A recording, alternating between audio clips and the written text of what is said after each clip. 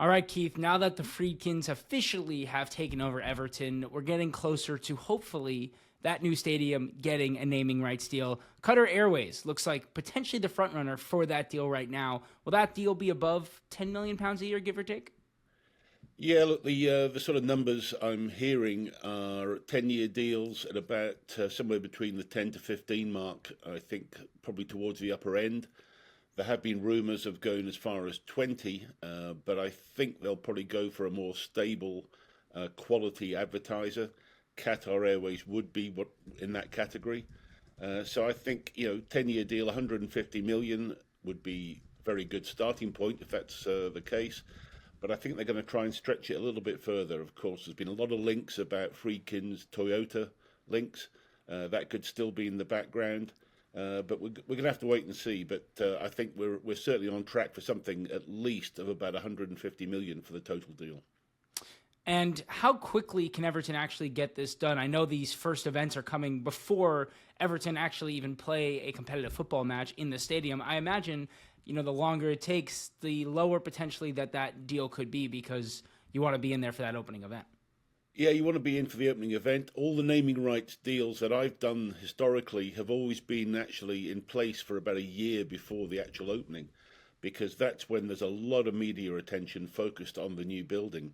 And already, I mean, Everton Stadium is getting maximum publicity over here on this side of the ocean.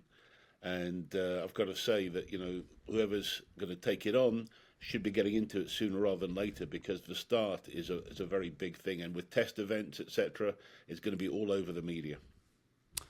And we know that a lot of Everton fans were hopeful that with Friedkin getting in ahead of the January window, there would be some funds available for Sean Dyche. But his most recent statements don't necessarily lean towards that thought. He said, I don't know about the January situation. I know you keep asking me, but it depends on PSR. All the previous windows we've had less and less to spend, and this one will be probably even less than that. Do you expect Everton to be able to strengthen at all? Look, I think it's pretty unfair to be asking Sean the day after the takeover happened about the whole accounting procedures of how the loans are going to be dealt with and how that might free up PSR. He's a football manager, not the CFO, so I think he handled that sort of question pretty well. But I think he is right to take the position, and it will be probably midnight tonight, New Year's Eve, when we actually get at the end of the year, and we'll see where the movement could be. I expect there to be some room to strengthen. I think they'll be able to do that.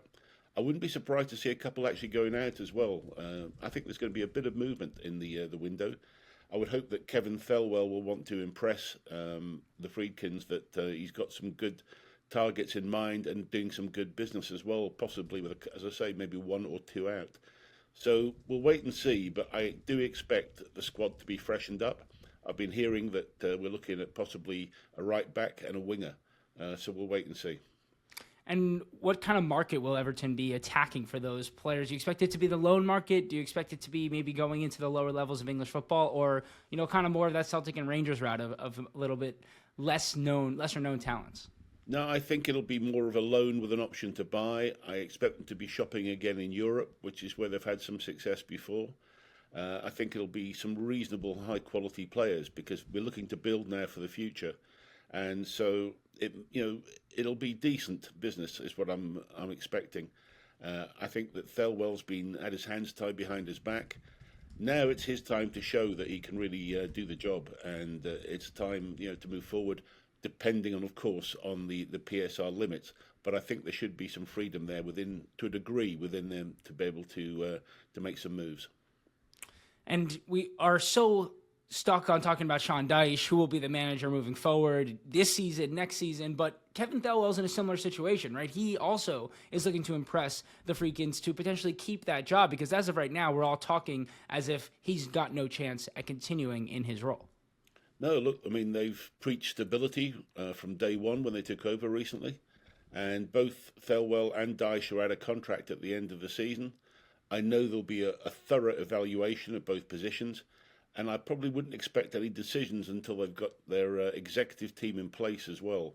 So right now, I mean, they're starting to gather some good experience from Roma and from Cannes, and hopefully, we're going to see if a decision has to be made, they'll make it strongly and quickly. But otherwise, they'll be sitting back, looking for stability. I think is the main thing, is what they've said so far. But stability must also come with results.